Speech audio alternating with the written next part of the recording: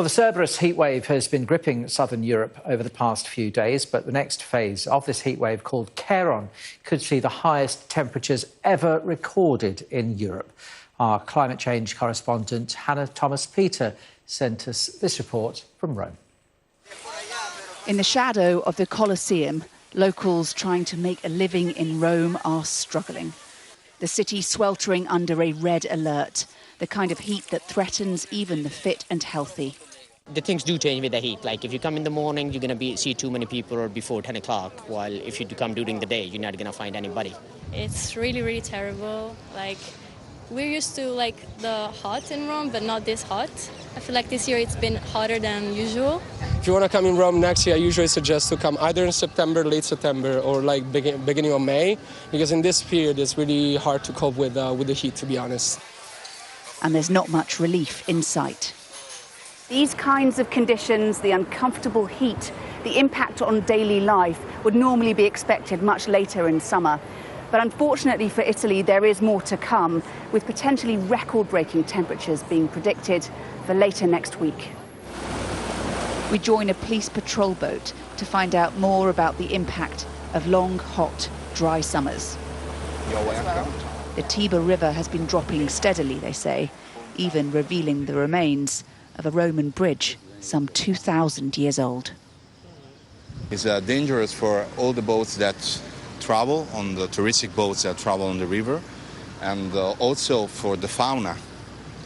And wildlife. It's difficult because there is no oxygen on the water. If the water falls down and there is too much sun. He is also worried, he says, about the increasingly unpredictable weather in his country. Now you cannot understand where you are. Sometimes it can be summer in the winter time, sometimes it can be spring in the summertime. Italy's climate minister says his nation must face a new, warmer future. Italy is suffering from climate change much more than other countries, he says. Rising temperatures mean higher sea levels and higher land temperature. That's why we need to cut carbon emissions. We need to do whatever it takes to achieve these targets. In the meantime, there is the heat emergency to deal with. Life on pause as the temperatures continue their relentless climb. And Hannah has this update for us from the Italian capital.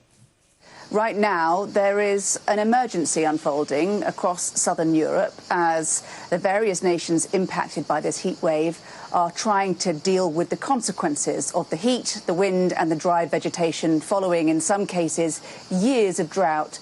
In Greece, for example, new wildfires are popping up. They're having to close historical monuments.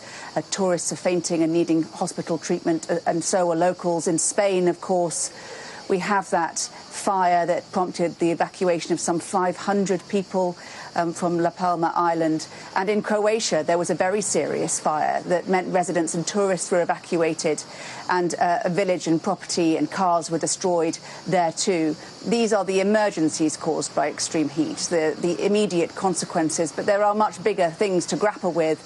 Issues of livability, whether or not the rhythms of ordinary life need altering to suit these new, more frequently severe temperatures, and countries, of course, thinking about how they are going to adapt to and counter the economic impact of all of that.